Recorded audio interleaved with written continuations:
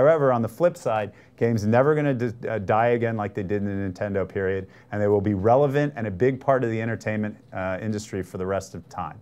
There's no question that we've installed ourselves, and we're going to get bigger, certainly, awesome. before we stop. Interesting question, but fantastic answer. Thank you very much. What's your follow-up question? My follow-up question is this, and it's a question that I've been really enjoying asking on the show for various guests. But, you know, there's certain titles, like, in my life that have been sort of inspirational, or I will remember back to the times playing that as some of my best video game experiences ever. Right. And, you know, I think that it tells a lot about a person and about the types of games. And, you know, what are your sort of inspirational, like, these games on my deathbed, I will, like, be remembering, you know, right. playing these games? Oh, there have been so many. I mean, what are, like, I think if I had to pick one, I've been head? asked before if I had to pick one, so it's not an easy decision. I know. So, but I have picked one. Okay. And that was the day that I first played Doom. I played for 18.5 hours straight without eating or doing anything else. And we're talking about, like, the original. Oh, the original. You download it from the BBS. Yeah, okay. absolutely. We were at MIT. I wasn't in classes because I'm not that smart, but my business partner was getting a master's degree in artificial intelligence, and he said, check this out, and Andy showed it to me. I sat down. 18 hours later, a Caco demon came around the corner, and I fell backwards in my chair. I was actually scared. My heart was pounding, and I realized that at that moment, games had gone from, you know, playing something to a true entertainment form that could touch me and awesome. Reach out and kind of make a difference in my life. And I think that moment was kind of when I decided, okay, games is going the distance. So that I think is the moment. But, you know, there have been so many. GoldenEye was another huge one. Ultima, back in the days, playing the Ultima games, huge. Yeah, Ultima Online is one of my big ones. That is definitely a life-changing game for me. Mario, the first Donkey Kong Country, I loved. I played that multiple times, you know, through. Yeah. It was a huge game for me. There have been so many, you know. There really have so been. many. There really haven't, but, you know, that's. And then if you go back even farther, I remember playing Breakout on the Channel F, which was actually before the Atari system. Again, dating myself, and you know, I'd play that for 10 hours straight. And you went through all those consoles too, right? You got oh yeah. Atari. Oh no. I had some of the winners and some of the losers. You know, some of them people will never remember even existed. And speaking of, you know, some of the losers, Atari Lynx, for example. Does anyone remember the Atari Lynx? I had one. I Batman on it, great. Yeah. And you know, actually going along. Yeah, one of the guys who made Clax works at Naughty Dog. Really? So, yeah. Well, then and speaking of Naughty Dog, you know, one of our questions that we wanted to ask you was, you know, looking at Uncharted and all the success, and it's being called the greatest looking game so far in any console. All the critics love it, fans are loving it. Even people that hated the PS3 are, you know, turning their minds around on it. You know, what do you think, and how do you feel as a co-founder of the company, original co-founder? How do you feel when you see them putting out work like that?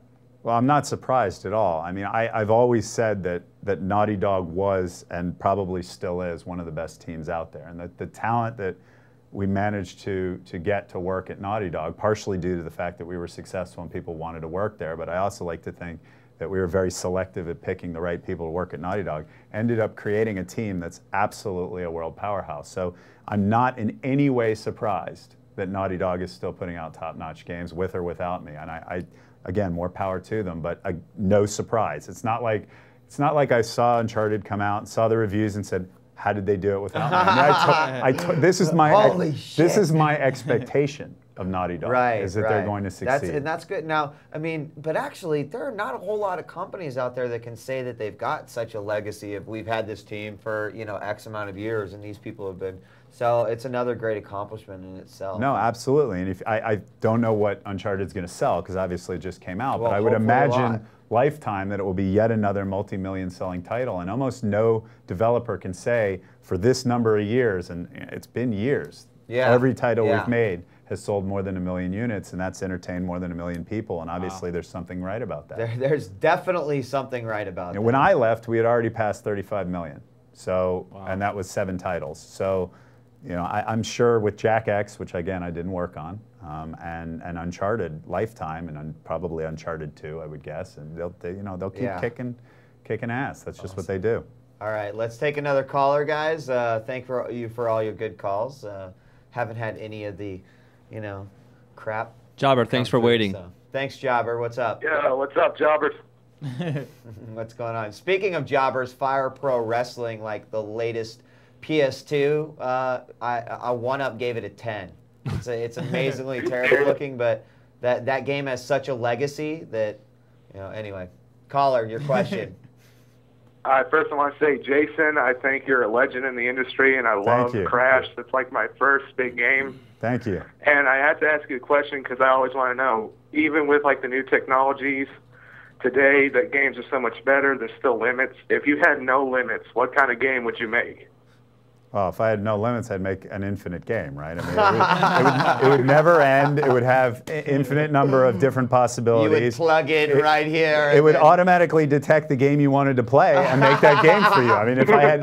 That's the fucking holodeck. The thing about technology, and we were talking about this earlier, the thing about technology is that it will always get better, and there will always be more limits, but there will always be a limit, and thank God there's a limit because that gives us something to do the next time, right?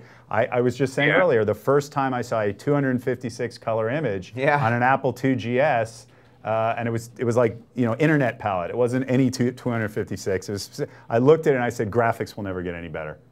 This is it. This is the best thing. 11 out of 10 right there. Boom. What I think will happen, and I gave a speech a few years ago at a developer symposium about this, is that graphics and processor power will become less of a challenge.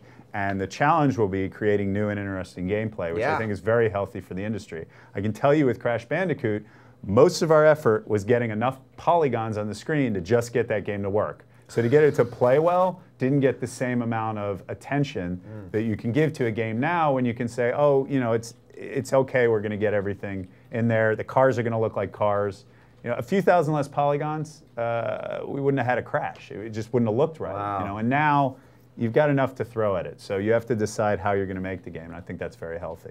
I don't know what game I'd make if I had infinite time. But are there certain? I think but are there certain elements in a game, specific that you always would try to get in or would want to get in? You know how there's differences in first-person shooters between Call of Duty 4 and Warhawk, even their lock-on system. Are there certain aspects that maybe if you had enough time and resources that you could get in, that you'd always wanted to get in?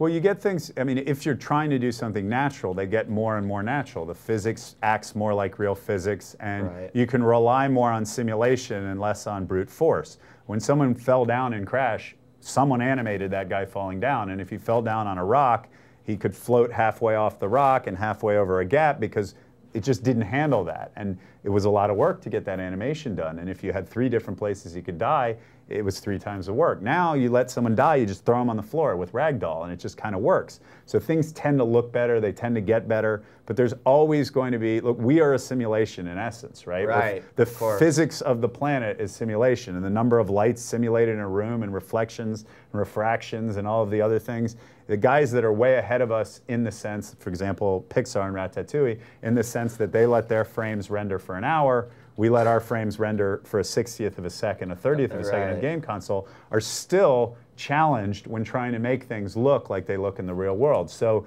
we have many, many years to go before we get to a point where you'll really trick the human eye. And at that point, we'll have higher resolution televisions, and we'll just need more processing power to get things to work. Then we'll go some sort of 3D immersive something, somehow, and that'll be even more power required. So there will always be a challenge that technology will limit. Well, I guess, even getting more specific, are there any things you don't like? For instance, Wheat hates stealth games. Are there any sort of elements in games that you like, I can't stand this? Like, for me, it's the flood in Halo. I can't stand those little things that pop up, and it's in Umbrella Chronicles as well. Like, I can't stand when games do that little stuff, or some people can't stand, when they have to do a dungeon level or something. Are there little things in games that Well, that's bad game design. That has nothing to do with technology. I mean, and again, it's your opinion. Personally, I kind of like stealth, and a lot of people, I think, like stealth, and I could give you a statistical reason why stealth is going to become more prevalent in the future. But every game, you have to take it and look at it and decide whether you like it and what someone's put in it you like. I don't think more technology is going to force anyone to put anything in a game you don't like. I think, to answer the question. All right, We still Not have that they the won't caller do on, it, by but the they way. won't be Alright, forced. Very, sorry, very patient caller. Very patient caller, as we're rambling. I talk on a here in lot. the I'm studio. sorry. Hey, that's a good thing. What's up, caller? Oh, wait. I like hearing your voice. Thank you. Oh. Thank you. Whoa. Ooh, hey. Hey. What's your name? Yeah, he's a god to me, bros. I can't stop it. I mean, I love Crash and Jax.